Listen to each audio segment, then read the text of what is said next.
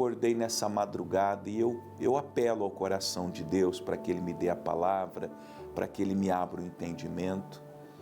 E me veio assim ao coração e aos pensamentos, quantas pessoas estão sofrendo, estão vivendo um momento desesperador em suas vidas.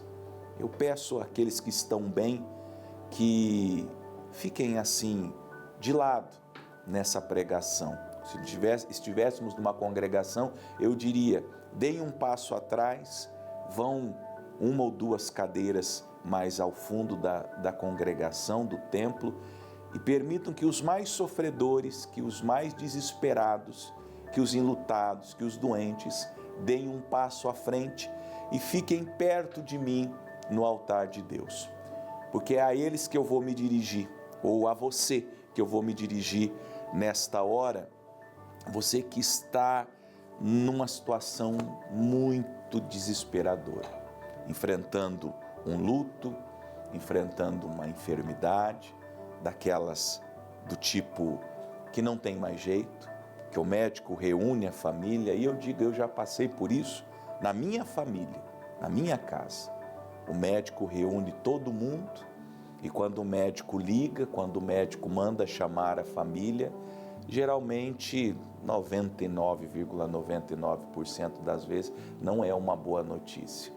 E aí vem a constatação daquele diagnóstico, daquela suspeita que nós já tínhamos, é confirmada, e às vezes as palavras não trazem nenhum conforto, ao contrário, nos desesperam ainda mais. O que sobra, pastor? O que nós temos numa hora tão difícil? Eu vou dizer uma coisa para você e quero que você guarde no coração. Nós temos um último recurso, a oração. Nós temos uma última instância, o tribunal gracioso e misericordioso do nosso Deus. E eu quero ler para nós, para que você se alimente dessa fé e seja cheio dessa esperança, o profeta Isaías, capítulo 38, eu vou deixar como referência do verso 1 até o 22. Não vou ler tudo, não dá tempo de ler tudo, mas eu vou deixar no rodapé como referência, Isaías 38, do 1 ao 22. Nós temos aqui a doença de Ezequias e a sua cura maravilhosa. E o caminho pelo qual ele percorreu a essa cura, até que ele chegasse a essa cura, foi pavimentada ou foi pavimentado pela oração e lágrimas. Ele não tinha esperança, ele não tinha recursos, ele, segundo a tradição, foi acometido de uma enfermidade mortal, e na verdade era um câncer estomacal que estourou como uma úlcera dentro e depois aflorou pelo umbigo. Isso são fatos históricos. Ele estourou para fora. E quem já teve um tumor assim sabe do sofrimento. E nós lemos que naqueles dias Ezequias adoeceu de uma enfermidade mortal. Obviamente que isso foi constatado por um médico que acompanhou as primeiras dores estomacais, aquela queimação e o agravamento daquela enfermidade, até que aquele tumor purulento estoura para fora com aqueles odores da morte, e a constatação do doutor, do médico é: rei, infelizmente essa doença não tem cura. Se algumas doenças não têm cura com a ciência médica atual, imagine há 2.700 anos atrás. E aí o rei manda chamar o profeta, chama Isaías, o profeta, ele que já estava acamado, já não governava mais a nação, tinha ali pessoas fazendo esse trabalho, ele não conseguia mais nem se levantar para ir ao banheiro. Olha como muitas vezes a enfermidade, a física, a emocional, a espiritual, ou outras enfermidades da vida nos roubam até a dignidade. Porque ir ao banheiro pode ser uma coisa que você hoje não valorize, não é? Você se levantar da sua cama de noite e ir no vaso sanitário e urinar.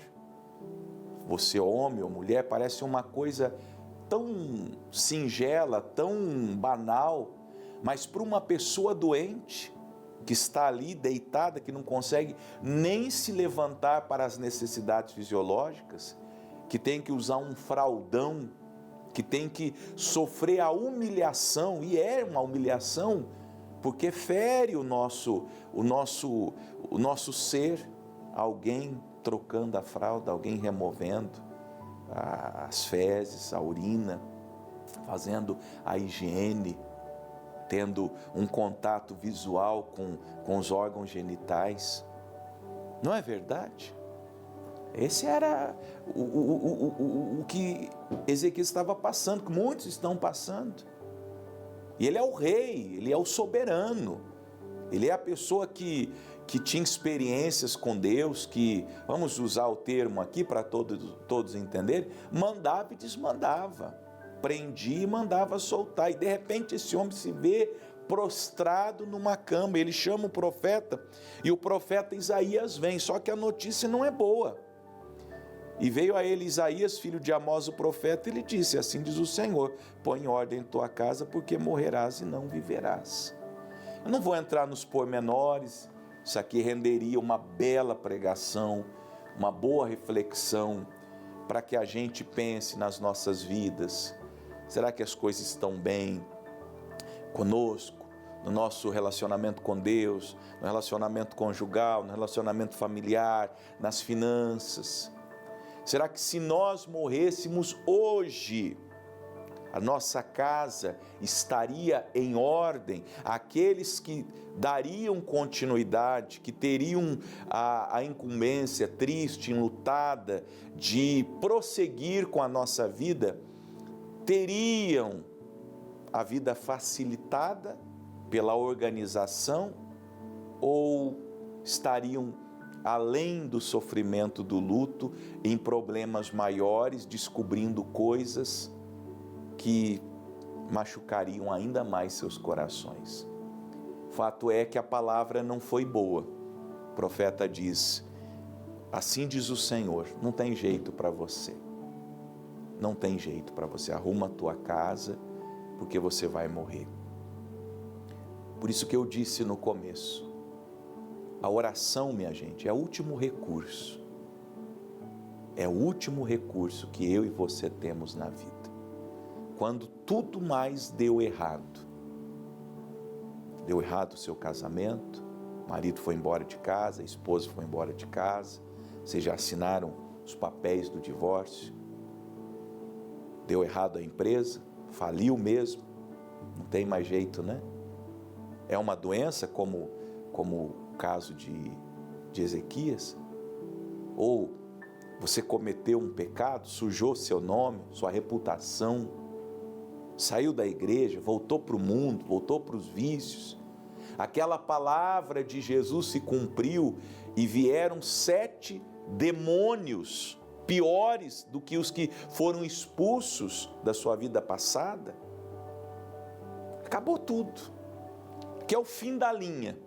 É o fim da linha para Ezequias. É tanto o fim da linha que até dos céus, da parte de Deus, ele tem uma palavra que ele vai morrer. Deus confirma a palavra do médico. O médico tinha dito: esta doença é mortal. A esperança que Ezequias tinha era em, chamando o profeta viesse e profetizasse algo bom, e dissesse algo bom, algo que poderia trazer algum alento, alguma esperança, alguma fé, alguma luz para aquele coração. Mas nem o profeta tinha uma boa palavra para dar. E há momentos da vida que ninguém tem uma boa palavra para dar. O médico não tem uma boa palavra para dar. O patrão não tem uma boa palavra para dar. Quem sabe a palavra que você ouviu do seu patrão, do seu encarregado, do seu superior foi: está demitido. Está demitido. Não, mas está demitido. Deus abençoe, obrigado pelos anos que o senhor trabalhou, a senhora trabalhou com a gente, mas nós não precisamos mais do seu serviço. Às vezes eles dão alguma outra desculpa, mas é isso que eles estão dizendo, não precisamos mais, não contamos mais com você, Deus abençoe, tenha boa sorte, tchau e benção. Quando eles dão tchau e benção, não é? É a palavra que você tem, e não é boa, o diagnóstico não é bom, a palavra não é boa, as projeções não são boas. E aí o que resta? O que resta, versículo 2, lembra que eu disse que Ezequias estava acamado? Ele não conseguia nem levantar, nem ajoelhar no pé da cama, misericórdia. Então ele vira o rosto para a parede e ora ao Senhor. Ele só sobrou Deus, não tem mais ninguém. Não tem profeta, não tem médico, não tem a esposa que, ainda que viesse, lhe fizesse um carinho no rosto. Às vezes o carinho da pessoa que mais nos ama não é suficiente. Não é suficiente. Você pode ter um abraço de um filho, e não há lugar melhor no mundo do que o abraço de um filho. Quando nós estamos dentro de um abraço de um filho, e quem é pai e mãe sabe do que eu estou falando, não existe um lugar melhor do que o abraço de um filho. Principalmente os filhos pequenos, que nos amam com aquele amor infantil, inocente e sincero. Mas às vezes eu falo de mim, nem o abraço de um filho nos supre. Porque há tantas coisas acontecendo, poderiam vir todos os súditos de Ezequias se assentarem com ele ali naquela cama, estarem com ele ali naquele quarto fétido, não lhe seria suficiente. Então ele apela a Deus e ele fala: Senhor, lembra-te, peço que andei diante de ti com o coração perfeito, fiz o que era reto aos teus olhos. E aí ele cessa a orar, ele não quis nem argumentar mais com Deus. Nós lemos no final do versículo 3 que Ezequias chorou muitíssimo.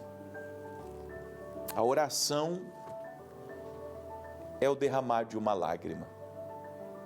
A oração é esvaziar-se diante de Deus. A oração é abrir o coração ao soberano. A oração é o arrependimento, é a confissão, é o desespero que nós enviamos ao lugar certo, porque nós nos desesperamos. Não se escandalize, eu me desesperei e me desespero, e eu sei que vou me desesperar muitas vezes. Agora, eu preciso canalizar o meu desespero, as minhas angústias, os meus medos, os meus temores na direção certa. E a oração canaliza o seu desespero na direção certa. E foi isso que Ezequias fez. Aquela enxurrada de sentimentos foi lançada, como está escrito em Pedro, lançando sobre ele a vossa ansiedade, porque ele tem cuidado de vós. Ele jogou mesmo, tudo para Deus. Seu desespero, aquele sentimento: eu não posso morrer agora. Quantos de vocês estão à morte? Gritem, diga: Senhor, eu não posso morrer agora. É isso que ele estava falando para Deus: eu não posso morrer agora. Por quais motivos? Não sei. Na verdade, ele, por exemplo, o Ezequias não tinha sucessor. O filho dele, Manassés, vai nascer 3 anos depois dessa história aqui. Então ele não tinha nem um sucessor ao trono dele. Não sei quais os motivos que o fizeram clamar a Deus e dizer: Senhor, eu não posso. Talvez alguns vão dizer assim: eu não posso morrer agora porque eu sou muito jovem. E é de fato. Eu não sei. Eu só sei que aquelas lágrimas e aquela oração comoveram o coração de Deus, porque veio a palavra do Senhor a Isaías dizendo: vai, diz a Ezequias, assim diz o Senhor, o Deus de Davi teu pai, eu ouvi a tua oração. Olha que maravilhoso, a Bíblia Sagrada é um livro bendito. Bem-aventurados vocês que podem ouvir a pregação da palavra de Deus. Ouvi a tua oração e vi as tuas lágrimas, e acrescentarei aos teus dias 15 anos. Ouvi você, Ezequias. Eu ouvi você. E olha, mais importante do que ouvir o que você me falou, eu vi as suas lágrimas. As suas lágrimas me provaram, Deus disse a ele, que a tua oração foi sincera. Eu vou curar você. Eu vou te dar mais 15 anos de vida. Eu vou te dar um tempo a mais, conforme você está me pedindo. Bom, leia depois até o 22. Ezequias compõe um dos hinos mais lindos da Bíblia. E ele tem essa experiência para nos ensinar que não há causa perdida.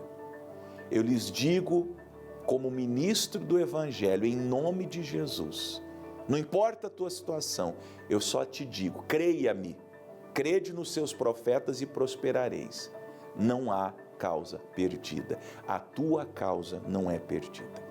Se você orar e derramar lágrimas sinceras diante do Senhor, Ele muda a tua história também. Você crê? Eu creio. Amém?